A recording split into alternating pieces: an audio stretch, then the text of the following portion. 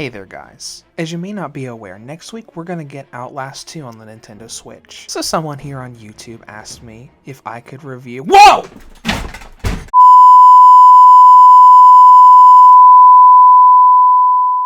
Alright, I'm back. Sorry about that. Anyways, someone here on YouTube was asking me if I could— oh god, no! No! No!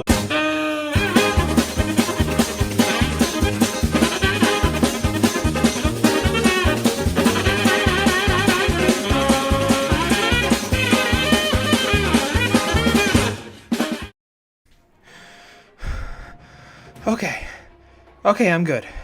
Anyways, someone was asking me if I could review the first game before the second one comes out, kind of as a lead up to it.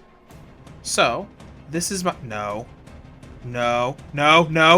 This is my review of Outlast Bundle of Terror for the Nintendo Switch.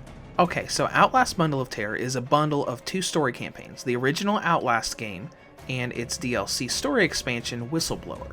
Outlast is about a journalist who receives an anonymous tip infiltrating an insane asylum at night to expose the truth of strange experiments that they're performing on the patients, not realizing that he was walking into a literal house of horrors, full of human torture, mutilation, supernatural beings, and religious cults.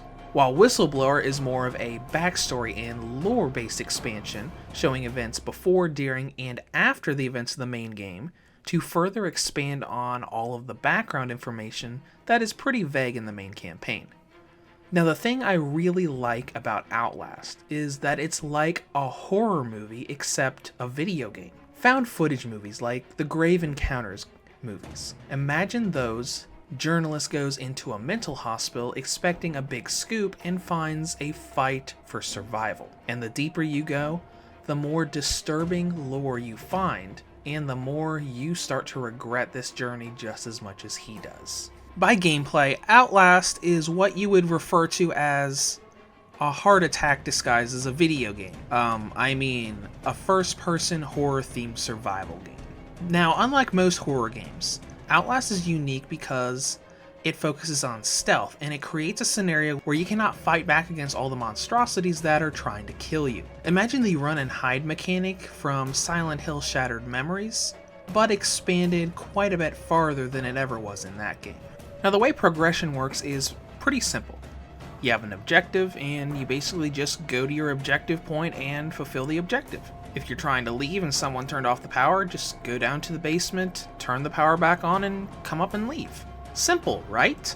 Now, as I said before, this is like a horror movie. And when is a task like that ever that simple in a horror movie?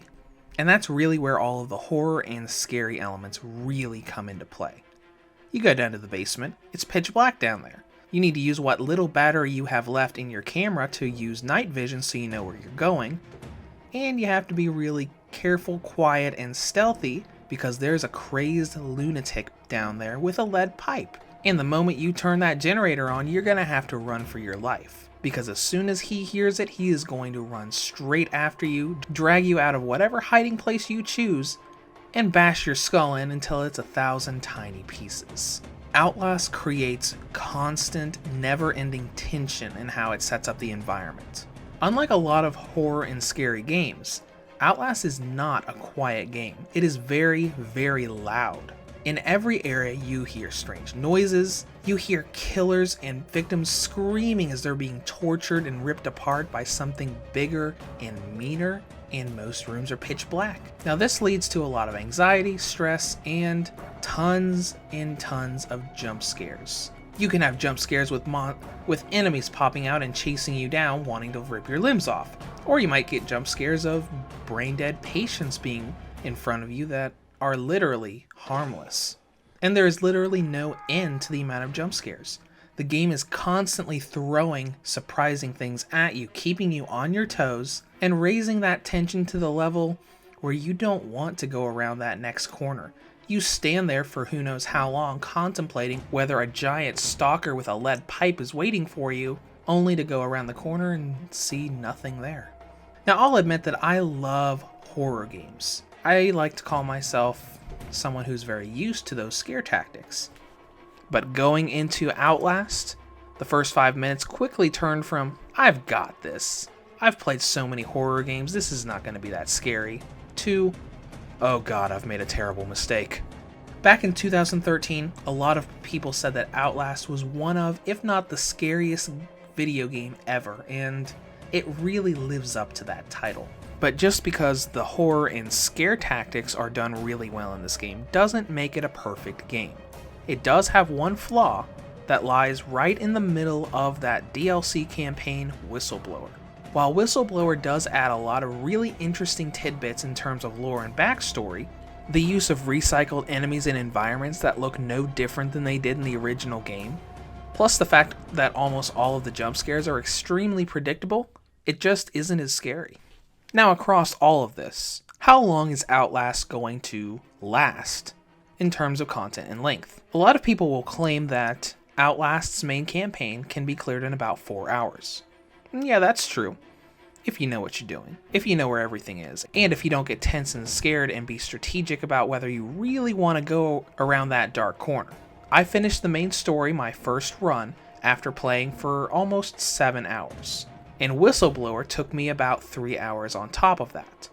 That raises the total completion time for a single run through both to be about 10 hours total. As far as presentation goes, not much is different here from the other versions of the game. There's a lot of detail in everything, the lighting effects, all of the blood and gore everywhere, and even the bloodstained footsteps that you will make as you walk through pools of blood.